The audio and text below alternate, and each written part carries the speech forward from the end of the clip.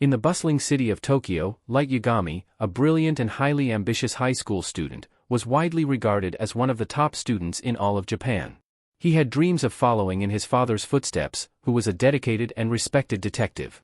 Light aspired to be a great detective himself, yearning to bring justice to a world he saw as rotten, plagued by an endless stream of crime and corruption. On this seemingly ordinary day, as Light sat in class, feeling increasingly frustrated by the world's problems, an unusual event occurred. A mysterious notebook fell from the sky, landing right in front of him. There was no logical explanation for this bizarre occurrence, and as anyone would, Light was overcome by curiosity. He cautiously picked up the notebook and began to examine it. As he flipped through the pages, Light discovered that this was no ordinary notebook. It contained a set of rules and a chilling revelation. The notebook had the power to kill anyone whose name was written in it, provided the writer could visualize the person's face and specify a cause of death within the next 40 seconds. If the cause of death was not specified, the person would die of a heart attack. Light was in disbelief. He couldn't fathom the idea that such a thing could exist. He initially dismissed it as a prank, but he decided to hold on to the notebook, his curiosity piqued. When he arrived home, he continued to read the notebook's rules, trying to make sense of the surreal discovery. After considerable contemplation, Light made a fateful decision. He decided to test the notebook's power. As he held the pen, contemplating whether he should use it or not, he grappled with the moral dilemma of potentially becoming a murderer. However, he ultimately believed that it wouldn't work and decided to test it on a criminal. That evening, he turned on the news and found a report of a criminal holding 8 people hostages at a daycare center. Light saw the criminal's face and knew his name. He quickly wrote the man's name in the death note, specifying the cause of death. As the 40-second countdown passed without any immediate results, Light began to doubt the notebook's power. But then, a shocking turn of events occurred. The hostages started to escape from the daycare, and the reporter confirmed that the criminal was found dead inside. Light was left utterly shocked. He couldn't explain it, and he convinced himself that it must be a coincidence. Determined to understand the true capabilities of the death note, Light decided to test it again the following day. This time, he carefully chose a stranger, avoiding killing people he knew personally. On his way home from school, he witnessed a woman being mugged by a group of menacing individuals. Light, filled with determination, wrote down the name of the ringleader and specified the cause of death. To his astonishment, the death occurred in real time, confirming the power of the death note.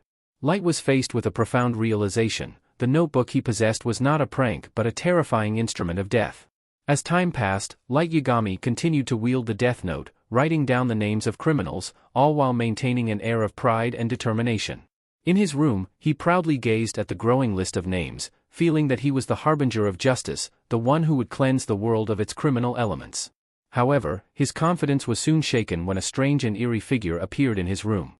This enigmatic visitor introduced himself as a Shinigami named Ryuk.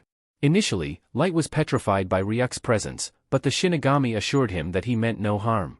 Rook explained that the death note had once belonged to him and observed that Light had already figured out that this notebook was no ordinary item. Light, still somewhat uneasy, admitted that he had been expecting the Shinigami's arrival. He expressed his belief that the world was in dire need of a savior, someone willing to eliminate the dregs of society to usher in a new era of peace. In Light's eyes, he was the embodiment of justice, and he was willing to go to extreme lengths, even sacrificing his own soul, to become the god of this new world. Several weeks later, the situation escalated on a global scale. Nations around the world had come to the realization that the deaths of numerous criminals were not natural, leading to heightened tensions. To address this crisis, it was decided that the world's best investigator should be brought in to solve the mystery. This investigator, known only as L, was to lead the case. L appeared incognito, addressing a meeting of world leaders via a laptop. He stated that the ongoing events were an atrocious act of mass murder that could not be forgiven. L requested full cooperation from the ICPO, Interpol, and the Japanese police in his pursuit of the culprit. This announcement left the attendees in silence. Meanwhile, back in Japan, Light devised a brilliant plan to safeguard the death note. He replaced the death note with a regular diary in his drawer. To satisfy anyone's curiosity who might peek inside, he created a special key to lift up the fake bottom of the drawer, where the real death note was hidden. Additionally, he rigged the fake bottom so that any attempts to force it open would trigger a fire, destroying any evidence of the death note's presence. As time passed, Ryuk, the Shinigami, marveled at Light's meticulous planning and the safeguards he had put in place to protect the death note. He made it clear that he'd rather risk a small house fire than be executed for his actions. In the world outside, the mysterious deaths of criminals continued to make headlines. People had started calling the unknown killer Kira, a name derived from the English word killer. While Light wasn't particularly fond of the name, he was pleased to see that some people supported his actions, believing that he was cleansing the world of its criminal elements. One day, as Light watched TV, the channel suddenly changed, and a worldwide broadcast from Interpol began. A man named Lindell Taylor, who claimed to be L, appeared on the screen. He spoke about the heinous nature of the crimes and his determination to bring Kira to justice. Light remained calm and overconfident, convinced that he would not be caught. However, L went on to say that what Kira was doing was evil, infuriating Light. He believed that anyone who opposed his views were the true evildoers. In a fit of anger, Light used the death note to write Lindell Taylor's name and cause of death. He waited for the 40 seconds to pass, feeling a sense of smug satisfaction. After the 40 seconds, Lindell Taylor died of a heart attack, confirming the death note's power. But then, to Light's shock, L reappeared on the TV screen, revealing that the man Light had killed was an inmate scheduled for execution that day and not L himself. He dared Light to kill him, but Light couldn't because he didn't know L's face. L deduced that the killer needed both a name and a face to carry out the killings. L also pointed out that the worldwide broadcast was, in fact, only being aired in the Kanto region of Japan, narrowing down Light's location. Ryuk was impressed by L's intellect. The broadcast ended, leaving Light infuriated and outsmarted. He accepted L's challenge, and they both declared, "I will hunt you down wherever you're hiding, and I will eliminate you. I am justice." L continued to investigate, and he noticed a pattern in the timing of the killings. They coincided with the free hours of a student. He shared this observation with the Japanese police and deduced that the culprit likely had a very childish concept of right and wrong, increasing the likelihood that they were dealing with a student. As time went on, the timings of the killings changed, further complicating the investigation and intensifying the cat-and-mouse game between Kira and L. As time went on, L realized that the change in the timing of the killings was no coincidence. He suspected that someone connected to the Japanese police was involved with Kira, as if the change was intended to counter his initial deduction. This led L to believe that Kira might have connections within the police force. Many detectives working on the case began to fear Kira and decided to quit, given the risks involved. Meanwhile, Light was walking home, and Ryuk informed him that he had to stick around until the death note was finished, or at least until his own death. Ryuk clarified that he wasn't on Light's side or L's side but was merely a spectator of the unfolding events. Rook then alerted Light that someone was following him, a surprise since Light hadn't expected L to suspect the police so quickly. Light realized that this person could pose a problem for him and decided to come up with a plan to eliminate the threat. However, before Light could formulate a plan, Ryuk became talkative again and shared a critical piece of information. He informed Light that a Shinigami could see a person's name and remaining lifespan above their head, thanks to their special eyes. Humans could obtain these eyes, but it would cost them half of their remaining lifespan. Light considered the offer but ultimately rejected Rook's proposal, deeming it out of the question. Sometime later, Light executed his plan to learn the name of the man following him. He got on a bus with a girl, and the man sat behind him. At the next bus stop, a man with a gun boarded, intending to commit a bus hijacking. Light discreetly passed a note to the girl, falsely indicating that he would reach for his gun, creating a diversion. This was a ruse to engage the man following him. The man identified himself as an FBI agent and threatened to stop the bus hijacking if necessary. Light asked him to prove he wasn't an accomplice by showing some identification. The agent revealed his name as Ray Pember, reassuring Light that he wasn't Kira because Kira would have immediately killed the bus hijacker. Light tricked the bus hijacker into touching a piece of the death note, causing the man to panic and flee the bus. He was subsequently hit by a car and died. Ray Pember returned home, and we were introduced to his fiancée, Naomi, a former detective who had worked under L in the past. Naomi found the bus hijacking incident suspicious and somewhat coincidental, but Ray urged her to leave it alone, reminding her that she had agreed to leave her detective life behind when they got engaged. Meanwhile, Light Yagami decides to bide his time, waiting for the perfect moment to make a move on Ray. He knows that acting too soon would draw too much attention to himself. He meticulously plans his next steps. When the moment arrives, Light heads to the train station, knowing that Ray frequents it. As he spots Ray, he approaches him from behind, his voice cold and menacing. "Turn around, and you are dead," Light warns, sending shivers down Ray's spine. To prove he is not to be underestimated, Light coldly eliminates a man nearby, who, as it turns out, was a criminal who had evaded justice due to a lack of evidence. Keita, as Light identifies himself, informs Ray that if he doesn't comply, his wife and family will meet a similar fate. Ray is stunned by Keita's knowledge of his family, particularly his wife Naomi. Keita then notices Ray's laptop and demands the files containing the identities of all the FBI agents who came to Japan. Light instructs Ray to write down all the names of the agents on a piece of paper he provides and then ride the train for 30 minutes to avoid suspicion. After Ray leaves the file on the train, Light plans for Ray to meet a sinister end. However, as Ray exits the train, he suddenly experiences a heart attack and collapses. Struggling for breath, he turns around, only to find Keita standing there, holding the ripped page from the death note. In his final moments, Ray realizes that the piece of paper Light gave him was a death note page, and as he wrote down the agents' names, he unknowingly signed their death warrants. At dinner, Light's father, Chief Detective Soichiro Yagami, reveals that he is heading the Keita investigation. He shares the grim news that 12 FBI agents died recently. Light, of course, knows he is responsible but feigns innocence. Light's sister pleads with their father to quit the dangerous investigation, but Soichiro is determined not to let evil triumph. He stands up and declares that he's proud to have Soichiro as his father and vows to find and execute Keita if necessary. Meanwhile, L has assembled a trusted task force with a strong sense of justice. He decides to show his face for the first time ever, intending to prove his unwavering commitment to catching Kira.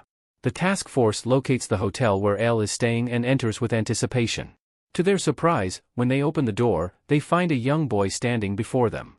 L, disguised as a child, awaits their reaction. The detectives, Matsuda, Aizawa, Magi, and Okuda, introduce themselves to Ryusaki, the new L, but they are initially suspicious of his identity. However, after talking with him for some time, they become convinced that he is indeed the real L. L shares his suspicion that Keita can control his victims before they die, having sent messages using inmates in prison. He deduces that Keita must have been someone the FBI was investigating during a specific period. L admits that losing 12 FBI agents has been a setback but remains determined not to lose the war, believing that justice will ultimately prevail. He empowers the task force, instructing them to call him Ryusaki. Meanwhile, Ray Pember's fiancée, Naomi, has started investigating the bus jacking and has uncovered crucial information. She rushes to the task force headquarters to report her findings and insists on speaking with someone urgently. However, she's informed that no one is currently available. Light, who happened to be at the headquarters to bring his father a change of clothes, overhears Naomi's plea for help. He offers his assistance, suggesting that when his father's phone turns back on, she can contact him. In the meantime, he tries to learn what she knows about the Keita case. Naomi shares that Keita must have the ability to kill in various ways, not just through heart attacks. This information sends a shock through Light, as it could lead to his arrest and execution. In a moment of panic, Light writes her name on a piece of death note paper, but nothing happens. Rook's laughter reveals that the name Naomi initially provided was an alias, and her true name remains unknown. Light realizes he must discover her real name before she leaves. Using his masterful manipulation tactics, Light gains Naomi's trust by pretending to be a secret member of the task force and offers to recommend her for joining due to her past work with L. After obtaining her identification, Light learns her real name and writes it down on a death note page. Just before the 40 seconds are up, he chillingly reveals his identity as Keita, leaving a heart-wrenching look in Naomi's eyes as she never expected her savior to be her nemesis. Tragically, Naomi walks towards her own demise, committing suicide, and the entire scene is one of the most twisted moments in the story. All hears about Naomi's death and, remembering her as a strong and excellent FBI agent, begins to doubt that she committed suicide. He suspects that she might have been trying to catch Keita instead. All begins to suspect that Keita must be someone that Ray Pember was investigating. He sets up surveillance all around Chief Yagami's household, hoping to catch any potential leads. Meanwhile, Light has been proactive in safeguarding his secret, creating a system to monitor anyone entering his room. Upon arriving home, Light notices that his room's door had been opened. He tasks Ryuk to find and disable all the surveillance cameras while he looks at some magazines to maintain the facade of a normal teenager. Rook successfully locates all the cameras, allowing Light to set up a system to eliminate criminals without being seen. He conceals a mini-TV in a potato chip bag, using it to broadcast the names of the criminals he intends to eliminate. As he takes a potato chip and eats it, he cleverly carries out his plan. However, L begins to suspect that Light looks too innocent, much to the chief's frustration. The suspicion of his own son being a ruthless mass murderer weighs heavily on him. The next day, Light's school is taking an important exam, and everything seems normal until the teacher yells at a student to sit properly. Light turns his head and sees L for the first time. Their intense gaze locks on each other. After the exam, the school board announces the top-performing students, and it turns out that Light and Ryusaki, L, are the top students.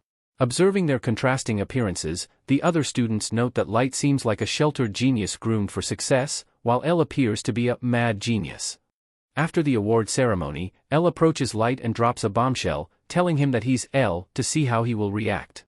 Light is freaking out in his mind but manages to keep his composure, expressing his respect and admiration for L. L, however, is just under 5% sure that Light is Kira and has a strong feeling that he is not wrong to suspect him. When Light returns home, he is consumed by anxiety, realizing that L has become aware of his identity as Kira. Light's emotions are running high as he feels humiliated by the encounter with L. Ryuk, who is accustomed to seeing Light's calm and composed demeanor, is surprised by his anger. Light recognizes that killing L now would make it painfully obvious that he is Keita, and he realizes that he has underestimated L's capabilities. In response, Light declares that the real battle has begun, accompanied by an evil laugh. He knows that there is no concrete evidence against him, so the confrontation will become a contest of wits between him and L. They will masquerade as classmates while secretly investigating each other, creating an intense psychological battle. Light makes a chilling announcement that he plans to earn L's trust over time, and once L has disclosed what he wants to know, he intends to eliminate him. Well, that's all we have for you today. Don't forget to like and subscribe and turn on the notification bell so you never miss out on another video.